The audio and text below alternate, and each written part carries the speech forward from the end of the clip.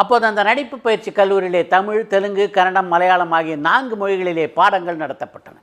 அந்த கல்லூரியிலே சேர்த்துக்கொள்வதற்கு முன்னாலே ரஜினிகாந்தை வசனம் பேச சொன்னார்கள். அப்போது அங்கே நீதிபதிகளாக இருந்தவர்கள் யார் யார் தெரியுமா? சிவாஜி கணேசன் அறிமுகமான பராசக்தி படத்தை இயக்கிய கிருஷ்ணன் பஞ்சு, ஏசி துர்லோகச்சந்தர், பிரபல கன்னட பட இயக்குநரான புட்டண்ண கனகல். இந்த புட்டண்ண கனகல் இயக்கத்திலே ரஜினிகாந்த் நடித்த கதாசங்கமம் தான் அவரது 2வது திரைப்படமாக அமைந்தது.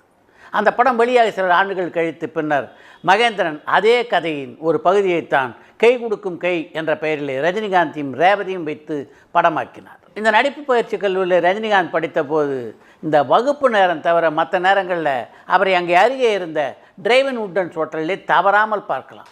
அந்த ஹோட்டலை பொறுத்த வரைக்கும் அவருக்கென்று ஒரு பெரிய கூட்டம் அங்கே எப்போதும் இருக்கும்.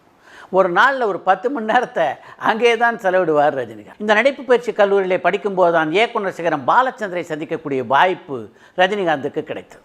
ஒரு விழாவிலே கலந்து கொள்வதற்காக இயக்குனர் சிகரம் பாலச்சந்தரும் கன்னடத்திலே பிரபல இயக்குனரான சித்தலிங்கையாவும் அந்த நடிப்பு பயிற்சி கல்லூரிக்கு வந்தார்கள். அந்த விழா நிகழ்ச்சிக்கு கே. பாலச்சந்தர் வருவதற்கு முன்னாலேயே அவரது படங்கள் மூலம் பாலச்சந்தர் ரஜினிகாந்துக்கு அறிமுகமாக இருந்தார். முதல் சந்திப்பிலேயே ரஜினிகாந்தை பார்த்தபோது உன் பேர் என்ன என்று பாலச்சந்தர் கேட்க சிவாஜிராவ் என்று பதிலளித்தார் அவர்.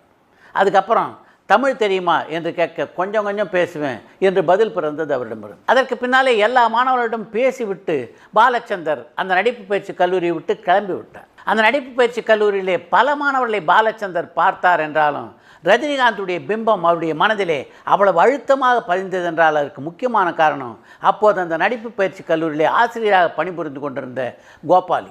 அவரை பொறுத்த வரைக்கும் ரஜினிகாந்த் மீது அவருக்கு தனிப்பட்ட முறையிலே ஒரு அன்பு. அதன் காரணமாக பாலச்சந்தரிடம் மிகவும் நெருக்கமாக அவரை அறிமுகம் செய்து வைத்தார். உங்கள் படம்னா எனக்கு உயிர் சார், ஒரு முறை பார்த்துட்டு நிறுத்த மாட்டான், திரும்ப திரும்ப உங்கள் படங்களை பார்த்துக்கிட்டே இருப்பான் என்று ரஜினிகாந்தை பற்றி கே. பாலச்சந்திரன் எடுத்து சொன்னார் கோபால். இதனால் மட்டும்தான் ரஜினிகாந்த் அவர் மனதிலே நின்றார் என்று நான் சொல்ல மாட்டேன். ஏன்னா பாலச்சந்தர், பாரதி ராஜா போன்ற இயக்குநர்களுக்குள்ள ஒரு தனி சிறப்பே இவளுக்கு சாதாரணமாக உள்ள 2 கண்ணு தவிர 3வது கண் ஒன்று உண்டு. அந்த கண் மூலம் எந்த கலைஞரை பார்த்தாலும் இவர் மிக திறமையான நடிகரா இல்லையா என்பதை கண்டுபிடிக்கக்கூடிய ஆற்றல் அவரிடம் இருந்தது. அதனால் தான் இத்தனை புதுமுகங்களை அவர்கள் இருவராலும் அறிமுகம் செய்ய முடிந்தது என்பது என்னுடைய அழுத்தமான நம்பிக்கை. அந்த நடிப்பு பயிற்சி பள்ளியிலே கே. பாலச்சந்தருக்கும் ரஜினிகாந்துக்கும் ஏற்பட்ட சந்திப்பு தான் அபூர்வராங்கள் திரைப்படத்திலே ரஜினிகாந்த் அறிமுகமாக காரணமாக அமைந்தது. அந்த படத்திலே மிகச்சிறிய பாத்திரத்திலே அறிமுகமாக இருந்தார் ரஜினிகாந்த். அந்த படத்தில் நடிக்கிறதுக்கு முன்னாடியே அந்த பாத்திரம் சின்னதுதான் அப்படின்னு ரஜினிகாந்துக்கு நல்லா தெரியும். முதல்லேயே அதை பற்றி தெளிவாக அவரிடம் எடுத்து சொன்ன பாலச்சந்தர், இதோடு உன்னை விட்டுருவேன் நினைக்காத, தொடர்ந்து உன்னை என்னுடைய படங்களிலே பயன்படுத்திக் கொள்வேன் என்று ரஜினிகாந்துக்கு உறுதியளித்தார்.